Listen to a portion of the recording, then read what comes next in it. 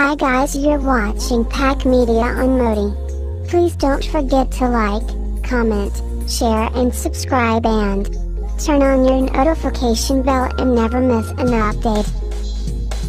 Jai Hind. Guys, please check out my friend's channel Everything India Pro and please subscribe to his channel. Don't forget to watch his latest video Top 5 Upcoming Mega Projects in India 2017. All links will be in description below. Jai Hind. ये जो फरमाते हैं ना credit वाली बात, सब मैं दो चार चीज़ें इकट्ठी करके आपको थोड़ा सा मैं इस ओवरव्यू देखता हूँ कि सलीम साफ़ी साहब दोस्त हैं हमारे, कालम निगार हैं, उनका कालम छपा है कुछ दिन पहले जी। उसमें उन्होंने एक बड़ा खौफनाक वाक़या लिखा है जो पाकिस्तानी मीडिया या अवाम ने उसको नोटिस नहीं किया। जैसे पंजाब को आईजी पंजाब ने कहा कि पंजाब के लोग बदतमीज़ हैं, तो जैसे पूरा पंजाब उस बदतमीज़ी को चुप करके पी गया है, ऐसे ही वो सलीम साफ़ी के कालम में एक पैरा था वो पी गए सारे। वो पैरा क्या था?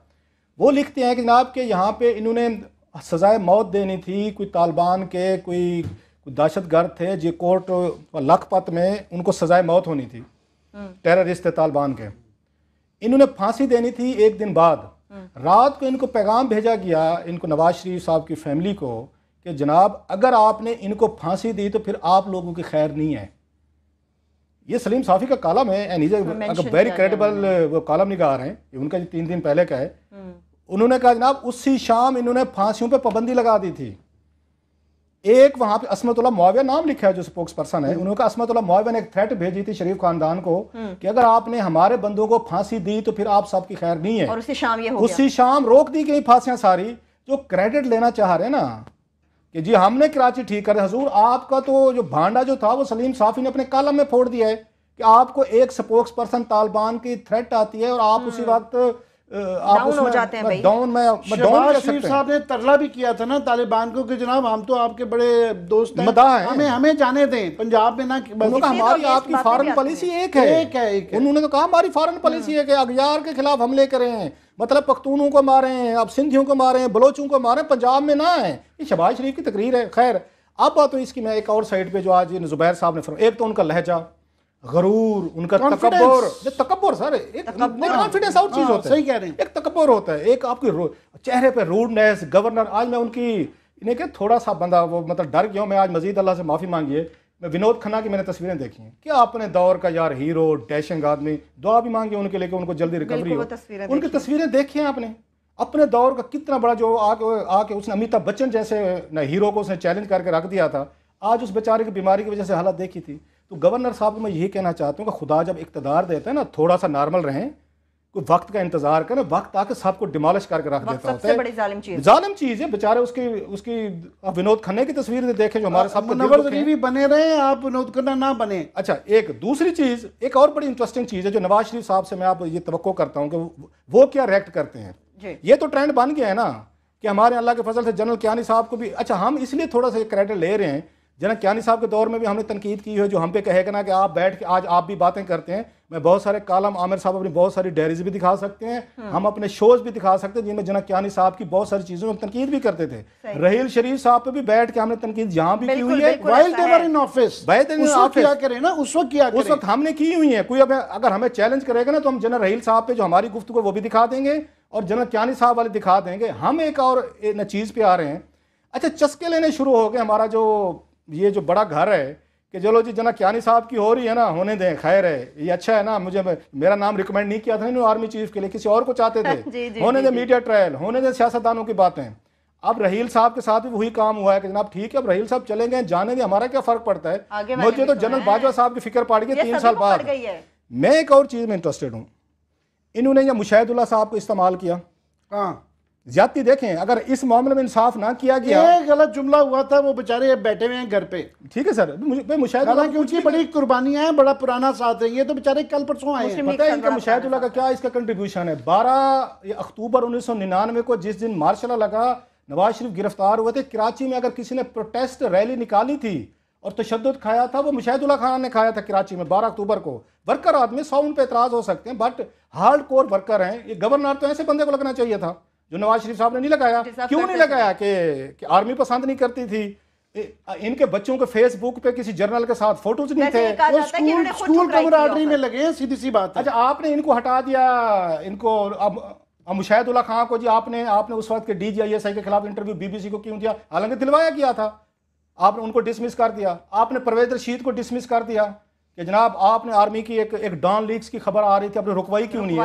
ये तो भाई साहब आप हम देखना चाहते हैं। और उस पर जनरल कियानी पे तो आपने तूफान उठाया हुआ है कि इमरान खान को तर्जमान को जुर्रत कैसे हो शान में इमरान खान खुद आके एक्सप्लेन करें और उनको निकालें और वो बेचारे मार के उसको दुमा बना दिया। अब देखना ये है कि नवाज शरीफ साहब ने उनको मुशाहिदुल्लाह साहब को डिसमिस किया और उसकी कोई गलती नहीं थी मुशाहिदुल्लाह की। उन्होंने परवेज रशीद को डिसमिस किया, कोई परवेज रशीद की गलती नहीं थी। आज जो मसरूफ ने जो जनरल कियानी की ये बचाते फिर रहे हैं और पूरे का पूरा ये कि नवाज लीग इस वक्त ये पहाड़ पे चढ़ गई है कि जनरल कियानी की शान में गुस्ताखी हुई है। आज एक इनके अपने लगाए हुए जर्नल के हवाले से जो गुफ्तगू की है उन्होंने और जिस तरह उनको डिग्रेड करने की कोशिश की है कि आप दुनिया को पता है 2-4 हमने मैसेज से ज्यादा रवैया था तमस्खुर उड़ाने वाला वो था।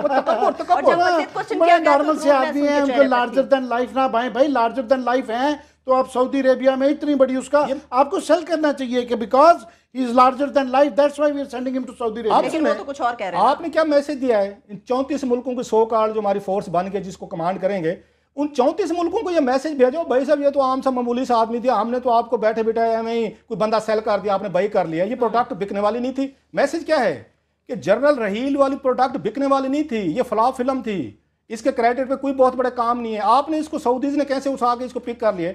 आप दावे करते हैं कि हम कल को ईरान की सऊदी अरेबिया की हम दोस्ती करवाएंगे, कौन करवाएगा? जनरल रहील कराएगा। अगर वहां पे ईरानिया ने इनकी टेप चला दी कि जनरल रहील साहब आप हमारे पास आए हुए हैं कि हम सऊदीज के साथ जो हजारों साल अरब और अजम की लड़ाई हजारों साल पुरानी है, इस्लाम के आने से पहले की लड़ाई है, वो कहते हैं जनरल रहील साहब आप हमारे यहाँ तशरीफ ले आए कि हम सऊदी से बैठ के ये करें। क्यों करें? बिकॉज अब 34 मुल्कों की फौज के अब सरबराह हैं, तो वो टेप चला दें कि ज़रा अपने गवर्नर की अपने बारे में आप ज़रा गुफ्तगू तो सुनो। आप तो एक नॉर्मल मामूली से आप जर्नल थे, आप हमें गाइड करने हैं जो ईरानियन हजारों साल जिनकी पुरानी हिस्ट्री है and they are proud of their history, लड़ा के डिप्लोमेटिक पूरी दुनिया से लड़ते रहे हैं। हालांकि उनके एम्बेसडर ने कहा है कि जनाब हमें पाकिस्तान ने बात जरूर की थी मगर हमें ना तो ऑफर किसी ने की है उस अलायंस में ज्वाइन करने का और दूसरा करेंगे भी तो हम ज्वाइन नहीं करने वाले। तो मुझे कल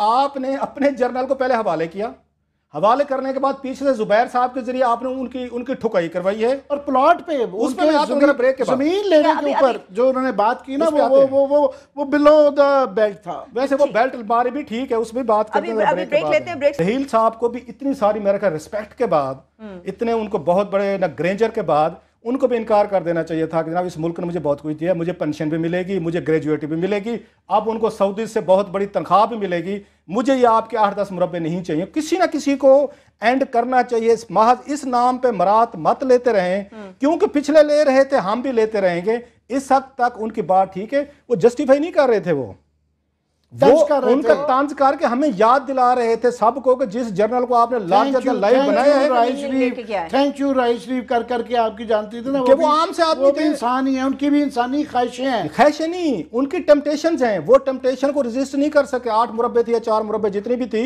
वो ये कहना चाह रहे थे रहील साहब भी आम इंसान हैं, उनके अंदर भी वही ग्रीड्स हैं जो हमारे अंदर हैं।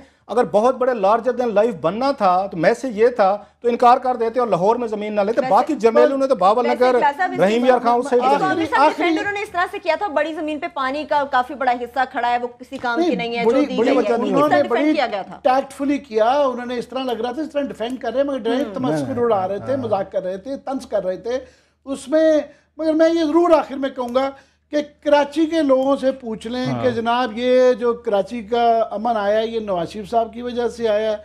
मैं कह रहा हूँ उसमें क्रेडिट जनरल राहील को, रिजवान अख्तर साहब को, उसके बाद बिलाल अकबर साहब को और नवीर मुख्तार साहब, इन सबको देना पड़ेगा जी। इनकी वजह से था, वरना पॉलिटिशियंस बिल्कुल इंटरेस्टेड नहीं है। पॉलिटिशियंस ने जो मैस कर दिया हुआ था ये हमें बड़ी तकलीफ है कहते हुए। पुलिस वाले मारे गए थे। उसके बाद जो कैरी ऑन करना चाहिए, बल्कि कराची का प्रॉब्लम ही यही है कि उसके बाद सिविलियन एजेंसीज को जो स्ट्रेंथन करने की जरूरत है, प्रोसिक्यूशन को ठीक करने की जरूरत है। हम यही रोते हैं कि वो ट्रांसफर नहीं कर रहे हैं, इसलिए वो एक परमानेंट बन गया हुआ है एक प्रॉब्लम। ठीक है। दूसरा एक और लोग कह रहे हैं कि जनरल बाजवा साहब को आर्मी चीफ लगवाने का क्रेडिट जो है ना जुबैर साहब जाती महफिलों में लेते हैं।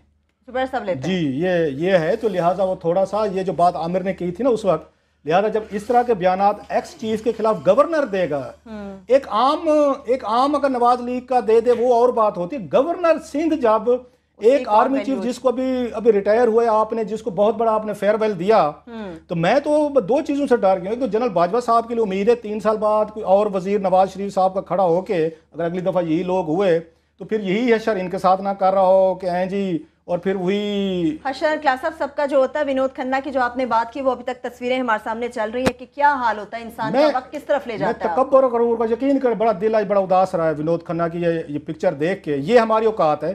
दो चीजें हैं कि मतलब कितना खूबसूरत हीरो, कितना डैशिंग आदमी, अपने दौर का एक करिस्मेटिक एक उस पर जिसने बल्कि अगेन जो मैंने पहले कहा अमिताभ बच्चन जैसे एक बहुत बड़े जो हॉलीवुड के उनके हीरो थे उनको चैलेंज करके वो तो 5 साल अगर उसमें ना चला जाते गुरु रजनीश के, तो अमिताभ बच्चन के लिए तो बहुत बड़ा एक टेस्ट था। आज ये तस्वीर देख के कितने मेरा ख्याल बड़े सगीर के लोग जो हैं वो हुए होंगे। स्टारडम देखें तो ये गवर्नर साहब के लिए थोड़ी सी एक हल्की सी पीस एडवाइस है। दो चीजें लिखा होता है ना कि जुबैर साहब गुरूर ना कर, जो है ना वो रशक कर तो और दूसरी बात ये अब देखना ये है कि जो जनरल कियानी साहब की उस पे जो गुस्ताखी पे, नईमुल हक की गुस्ताखी पे भड़क गए थे, तो कल देखते हैं कि प्रेस कॉन्फ्रेंस कोई वहां पे फरमाई जाएगी। तारिक फजल चौधरी साहब फरमाएंगे, उसके बाद दानियाल अजीज साहब फरमाएंगे, उसके बाद अनुषा रहमान साहबा जो हैं वो कल बैठेंगी और अपनी गवर्नर की भी मजम्मत करेंगी कि जैसे नईमुल हक ने पाकिस्तान आर्मी के एक साबिक आर्मी चीफ जनरल कियानी साहब पे ये इस तरह की बात करके उनका ये तमस्खुर उड़ाया और बड़ा गलत किया, फौज को बदनाम किया।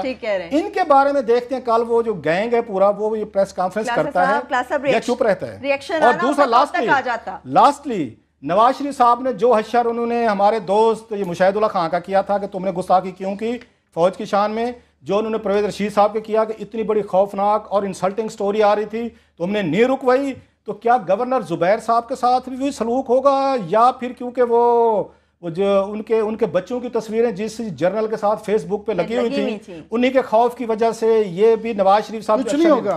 मेरा भी ये ख्याल है ये 3 साल बाद जो भी होगा 3 साल बाद होगा जनरल बाजवा साहब के हवाले से। इंशाल्लाह ताला देखते हैं कि 3 साल बाद क्या होता है। एक छोटी सी